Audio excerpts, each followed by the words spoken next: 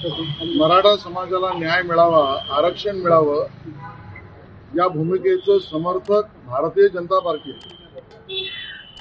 किंबहुना आताही मनोज जरांगे यांनी केलेल्या आंदोलनामध्ये मराठा समाजालाच अधिक न्यायिक मिळावं या त्यांच्या मागणीला सभागृहामध्ये मी स्वतः आणि आम्ही सगळ्यांनी समर्थन दिलं आणि म्हणून समाज जी मागणी मागतोय त्याला पूर्ण करण्याची सर्व कायदेशीर प्रक्रिया होणं आवश्यक आहे आणि या कायदेशीर प्रक्रियेला पूर्ण करण्याचं काम मनोज जरांगे यांनी सुद्धा हे मान्य केलं होतं। त्यावेळेला देवेंद्र फडणवीस मुख्यमंत्री असताना त्यांनीच न्यायिक टिकणारं आरक्षण दिलंय आणि त्यामुळे न्यायिक टिकणारं आरक्षण देणाऱ्या देवेंद्रजींवर असे बिनबुडाचे आरोप करणं हे आम्हाला मान्य नाही, ते असमर्थनीय आहे। समाजाला न्याय आपण मिळवून देऊ हीच भूमिका या सरकारची।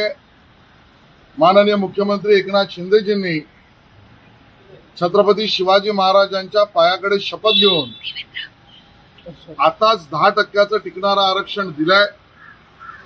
अन्य जे विषय प्रलंबित आहेत ते प्रलंबित विषय सुद्धा चर्चेतनं सुटले जाऊ शकतात, सोडवले पाहिजेत। या सगळ्यामध्ये कुठलाही राजकीय रंग आणणं हे मराठा समाजाला मान्य नाही।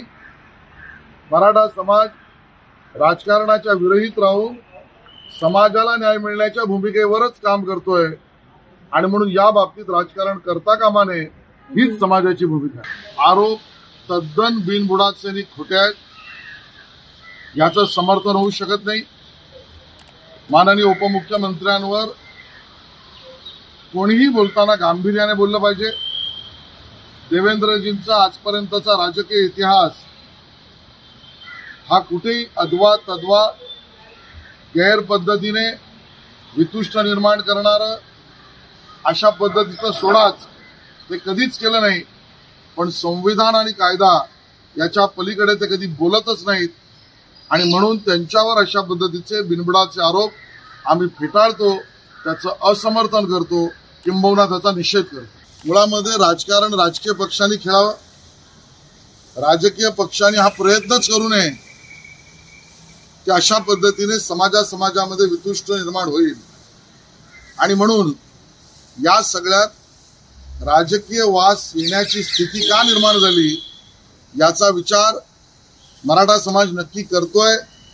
मराठा समाजातील आम्ही सगळे याचा नक्की उघड्या डोळ्याने पाहतो आहोत आणि म्हणून मला असं वाटतं ज्यांनी आतापर्यंत टिकणारं आरक्षण मुख्यमंत्रीपदाच्या काळात दिलं, ज्यांनी उपमुख्यमंत्री म्हणून एकनाथजींबरोबर अजितदादांबरोबर 10% आरक्षण दिलं आणि गृहमंत्री म्हणून सुद्धा चोख प्रतिक्रिया बजावत आहेत, त्यांच्यावर आरोप करणं भारतीय जनता पक्षाला मान्य नाही।